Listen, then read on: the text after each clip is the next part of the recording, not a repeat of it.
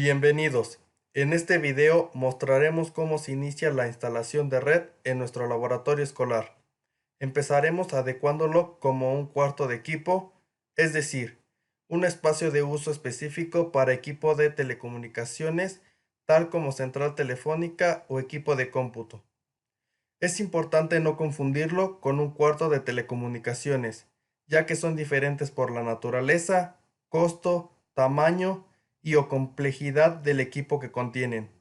Los requerimientos del cuarto de equipo se especifican en los estándares ANSI, TIA, EIA-568-A y el ANSI, TIA, EIA-569.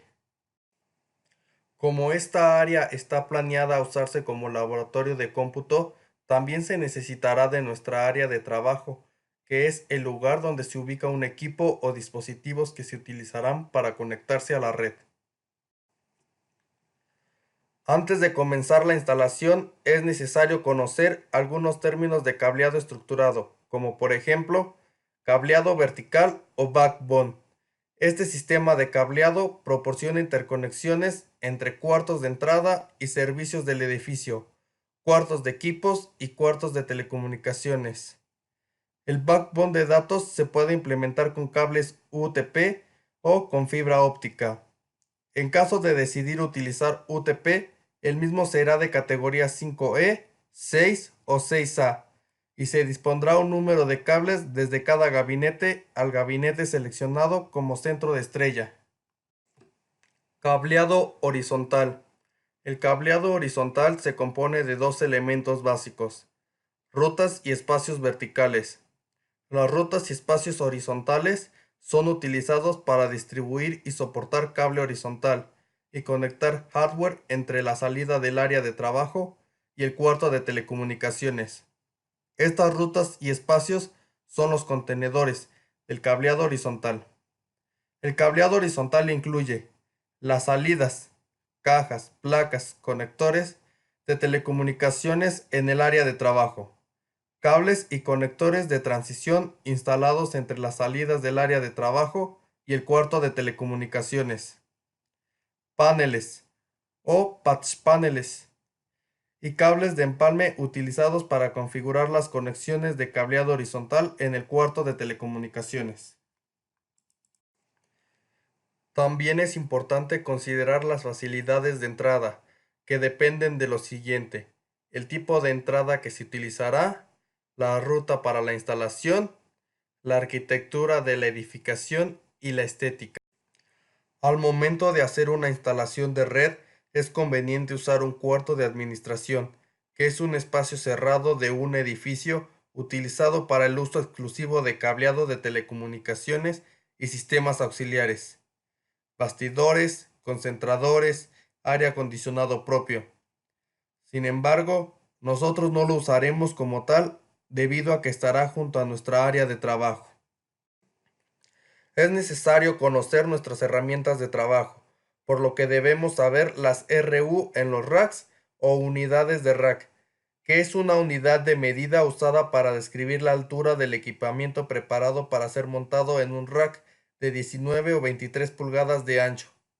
Una unidad rack equivale a 1,75 pulgadas de alto.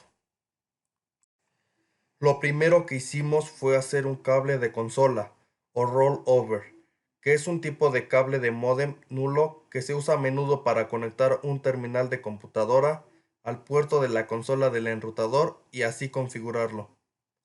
Para poder hacerlo, en un extremo del cable UTP se soldó un DB9 y en el otro extremo se ponchó el cable con un RJ45 bajo la norma 568B.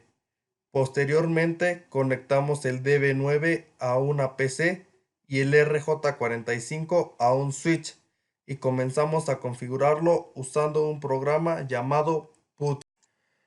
También ponchamos varios cables UTP, también llamados patch cord de 50 centímetros, para conectarlos a un patch panel, que es el dispositivo donde se ubican los puertos de una red, normalmente localizados en un bastidor o rack de telecomunicaciones.